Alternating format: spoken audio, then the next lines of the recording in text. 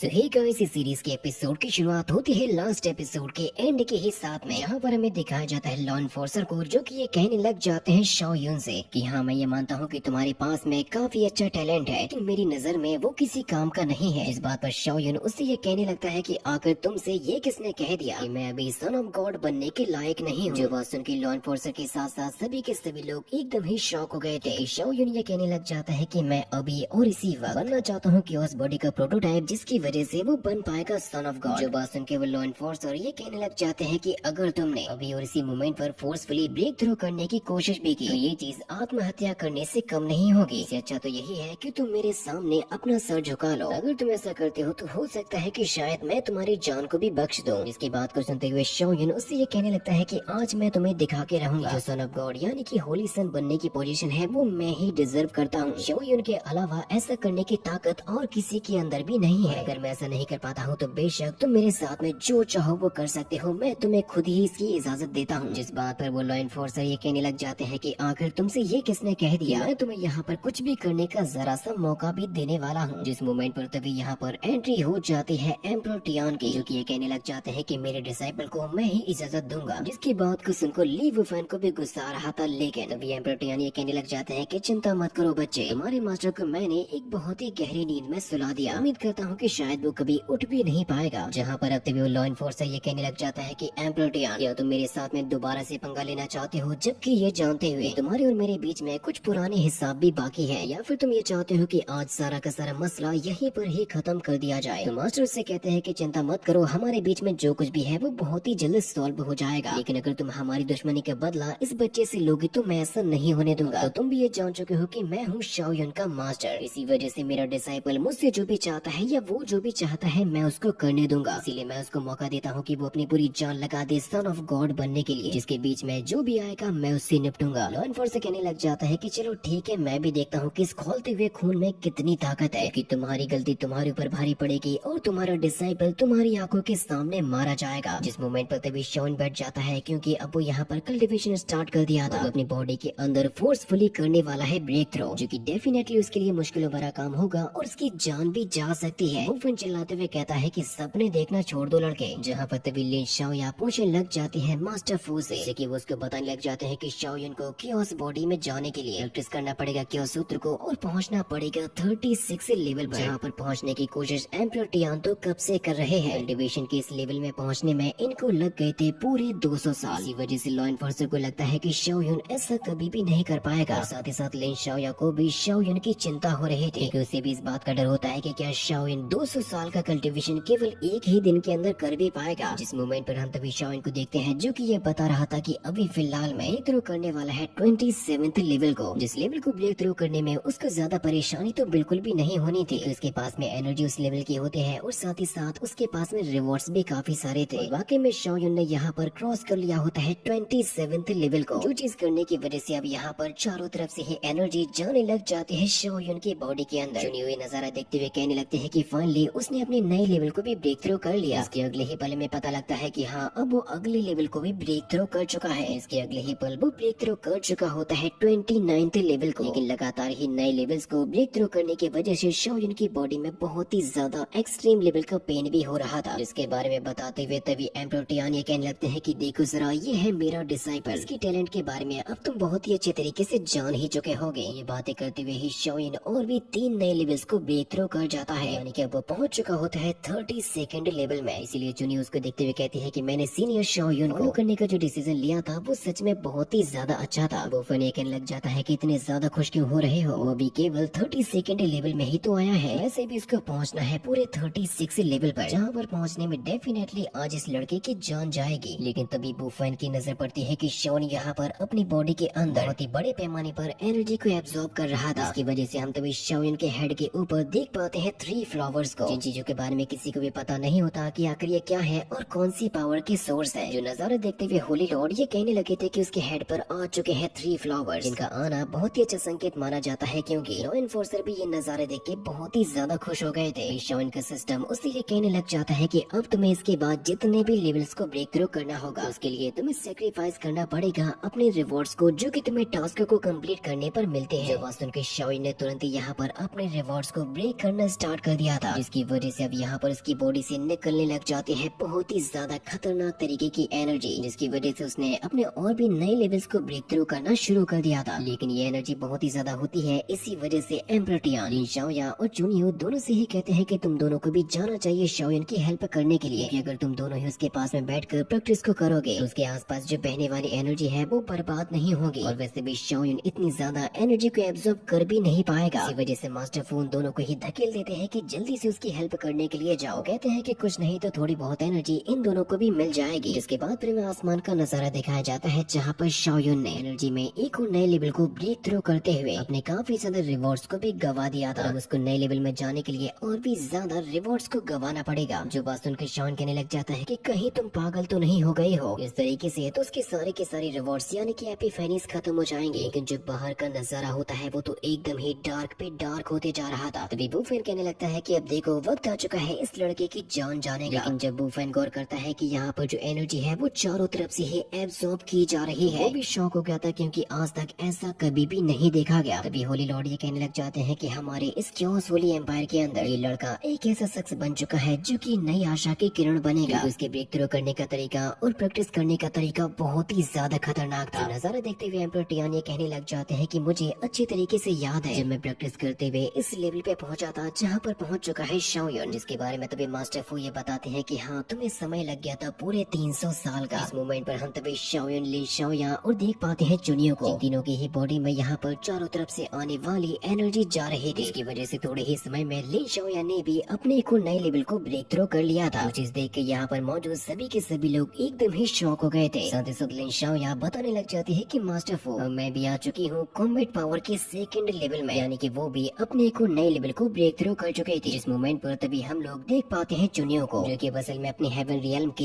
एक और नए लेवल को ब्रेक थ्रू कर जाती है। जो चीज देख के यहाँ पर मौजूद डिसाइपल्स ये कहने लग जाते हैं कि इस बंदे ने अपने साथ साथ बहुत ही जल्द अपने साथियों के भी लेवल को ब्रेक थ्रू करवा दिया। इसी वजह से वो डिसाइपल ये कहने लग जाते हैं कि अब हम लोग भी बन जाएंगे ब्रदर शाओयान के ही फॉलोवर, वो हमेशा इसकी एक्टिविटीज को फॉलो करेंगे। लेकिन तभी हमें दिखाया जाता है कि यहाँ पर जो एनर्जी इकट्ठा हो रही थी अचानक से ही डिसअपियर होना स्टार्ट हो जाती है, क्योंकि असल में शाओयान के पास में उसके जो रिवॉर्ड्स थे वो भी अब पूरी तरीके से ही खत्म हो चुके थे। इसकी वजह से शाओयान लेवल 35 में आके रुक जाता है। मानो ऐसा लग रहा था जैसे कि वो अटक गया हो, जिसकी वजह से वहाँ पर मौजूद सभी के सभी लोग ये कहने लग जाते हैं कि आकर इतना सब कुछ करने का फायदा ही क्या हुआ। जब वो एंड मोमेंट पर आके रुक गया फिर आकर इतना कल्टिवेशन करने से क्या ही फायदा हुआ। जो नजारा देख के लॉ एनफोर्सर ये कहने लग जाता है कि मैंने तो पहले ही कहा था कि ये बंदा किसी भी काम का नहीं है। जहाँ पर तभी हम शाओयान को देखते हैं जिसका सिस्टम उसे ये कह रहा था कि जल्द से जल्द मिशन को पूरा करो और वापस से लेकर आ जाओ अपने रिवॉर्ड्स को। शाओयान चलाते हुए कहने लगता है कि कहीं तुम पागल तो नहीं हो गए हो, आखिर मैं इस वक्त कौन सा मिशन पूरा करने के लिए चला जाऊं। लिन शाओयान को चिंता होने लगती है कि क्या शाओयान अपने लेवल को ब्रेक थ्रू कर भी पाएगा। लेकिन ऐसा होने की वजह से तभी शाओयान को मिल जाते हैं रिवॉर्ड के तौर पर 3 एपिफेनीज, और इतना उसके लिए काफी होता है नए लेवल में जाने के लिए। बुफेन कहने लग जाता है कि शाओयान आखिर तुमने अपने ही हाथों अपनी कब्र को खोद ही लिया। लेकिन जैसे ही उसने देखा होता है कि शाओयान की बॉडी के अंदर दोबारा से स्टार्ट हो चुका है कल्टिवेशन, उसके साथ साथ यहाँ पर मौजूद सभी के सभी लोग एकदम ही शॉक हो गए थे क्योंकि इस बार तो एनर्जी का लेवल पहले से भी ज्यादा बढ़ चुका था। जो चीज यहाँ पर मौजूद सभी के सभी लोगों के लिए एकदम ही शॉकिंग थी कि शाओयान का अचानक से इतने ज्यादा लेवल को बढ़ा पाना ये कोई मजाक की बात नहीं होती। इस मोमेंट पर फाइनली अब वो फॉर्मेशन क्रिएट हो जाती है जिसकी वजह से उसकी बॉडी फाइनली पहुंच जाएगी 36 लेवल में। इसको देखते हुए तभी लिन शाओयान शॉक होते हुए ये कहने लग जाती है कि आखिर ये कौन सा विजन है जिसको असल में कहा जाता है अब वेन्यू प्रोजेक्शन। एम्परर टियान जैसे इस लेवल के बारे में बोलने वाले थे तो मास्टर fu ये कहते हैं कि हाँ आपको इस लेवल में पहुंचने में लग गए थे पूरे 500 साल, यानी कि शाओयान ने बहुत ही कम समय में इतना ज्यादा अचीवमेंट प्राप्त कर लिया जहाँ पर पहुँच पाना बहुत से लोगों का तो सपना होता है। शाओयान कहने लग जाता है कि मैं ऑलरेडी पहुँच चुका हूँ 7 फॉरबिडन रियल में, और उसकी बॉडी के अंदर ये एनर्जी आने की वजह से वो ये कहने लग जाता है क्या वाकई में मैं बना चुका हूँ कियोस बॉडी का प्रोटोटाइप। इसकी जीनियसनेस को देखकर यहाँ पर मौजूद डिसाइपल उससे बहुत ही ज्यादा इम्प्रेस भी हो गए थे। जिस लेवल को ब्रेक थ्रू करने के बाद अब शाओयान ये कहने लग जाता है कि लॉ एनफोर्सर क्या मैं एक सेंट बनने के लायक हो भी चुका हूँ या फिर नहीं। मुझे तो लगता है कि मैं एक होली सन बनने के लायक हो चुका हूँ। वाकई में वो उस लेवल को अचीव कर चुका था, इसी वजह से लॉ एनफोर्सर के पास में कोई भी जवाब नहीं होता। इसीलिए फिर लॉ एनफोर्सर ये कहने लग जाते हैं कि शाओयान जो कि डिसाइपल है एम्परर टियान का, सच में ये बच्चा रखता है एक्स्ट्रा ऑर्डिनरी लेवल के टैलेंट को, जिसने अपनी ताकत के दम पर फाइनली बना लिया है कियोस बॉडी के प्रोटोटाइप को। इसकी वजह से अब उनको मजबूरन फौरन राजी होना पड़ेगा शाओयुन को होली सन बनाने के लिए। नाम अब छीन लिया जाएगा वो फैन से। तभी होली लॉर्ड शाओयुन को देने लग जाते हैं एक स्पेस रिंग को, जो कि एक बहुत ही कमाल का ट्रीजर होता है। इसी वजह से वो होली लॉर्ड को शुक्रिया अदा भी करता है। शॉन कहने लगता है कि ठीक है, आज के बाद से अब मेरी टीम में जितने भी लोग हैं मैं उन सभी को लीड करूंगा, जिसकी ये टीम अब जाने वाली है यहाँ से ट्रू ड्रैगन नेस्ट में। ने कहता है कि डेफिनेटली मैं इस ट्रिप पे जो जा रहा हूँ उसकी वजह से क्योस होली एम्पायर की पावर बेशक इम्प्रूव हो जाएगी और हमारा नाम भी फैल जाएगा चारों ही दिशाओं में। जहाँ पर तुरंत ही बड़ी ही एक्शन के साथ में आगे बढ़ना शुरू कर दिया था शाओयुन और लिन शाओया ने। लेकिन इन दोनों के अलावा और कोई भी आगे नहीं बढ़ता, जिससे कि ये दोनों शॉक होते हुए कहते हैं कि क्या इस टीम में केवल ये दोनों ही है। जिसके बाद अब हम लोग देख पाते हैं शाओयुन, लिन शाओया और उनके मास्टर को, जहाँ पर लिन शाओया कह रही थी कि क्या इसी जगह को कहा जाता है ड्रैगन्स नेस्ट। सभी तो कहते हैं कि ये जगह बहुत ही ज्यादा खतरनाक है, लेकिन मुझे देखने में तो ऐसा बिल्कुल भी नहीं लगता। तभी मास्टर उन लोगों से कहने लगते हैं कि अगर तुम्हें ऐसा लगता है तो इस वजह से केयरलेस बिल्कुल भी मत हो जाना। एक समय पर एक मास्टर 100 लोगों को लीड कर रहा था और वो गया था ट्रू ड्रैगन नेस्ट के अंदर। कि तब वहाँ पर जाकर पता चला था कि असली टैलेंट क्या होता है। ऐसे टैलेंट मेरी आंखों के सामने ही फेल हो चुके हैं। इनमें से जब वो वापस आए थे तो बची थे 10 में से भी कम लोग। जो बात जान के शाओयुन शॉक हो जाता है और लिन शाओया तुरंत ही ले जाने लगते हैं शाओयुन को। ये कहती है कि यहाँ से वापस चलो, मुझे मरना नहीं है। वो लोग भागने लगते हैं तो मास्टर कहते हैं कि चिंता मत करो बच्चों, क्योंकि जब मैं अंदर की तरफ गया था तो मैं अपने साथ में काफी सारे ट्रीजर्स को भी लेके आया था, जो कि इतने ज्यादा थे कि वो 1000 लोगों को भी टैलेंटेड बना सकते थे। तो लिन शाओया कहने लग जाते हैं कि मास्टर आपके समय में काफी सारी ब्यूटीफुल फेरीज भी तो होती होंगी। इस बात पर तभी शाओयुन भी कहने लग जाते हैं कि हाँ, ये कितनी अच्छी स्टोरी होगी, हमारे मास्टर के साथ में रहती होंगी ब्यूटीफुल फेरीज। वो कहता है कि मास्टर मैं इस ब्यूटीफुल स्टोरी को सुनना चाहता हूँ। इस बात के बारे में तभी मास्टर ये बताने लग जाते हैं कि उनकी ताकत ने सैकड़ों वर्ड्स को ब्रेक कर दिया था। इसकी वजह से काउंटलेस ब्यूटीज उनसे इम्प्रेस हो गई थी। लेकिन अब ये कुछ ज्यादा ही हो रहा था। इसी वजह से उनके ऊपर पावर का प्रेशर पड़ने लगता है, कि बहुत ही ज्यादा खतरनाक था, क्योंकि इसको संभालने में मास्टर टियान की भी हालत खराब होने लगती है। मास्टर ये जानते थे कि ये करने वाले कैरेक्टर का नाम है फैंग शाओ, कि मास्टर टियान के ऊपर बहुत ही ज्यादा गुस्से में आ गई थी। इसके आगे की स्टोरी होगी नेक्स्ट एपिसोड के अंदर।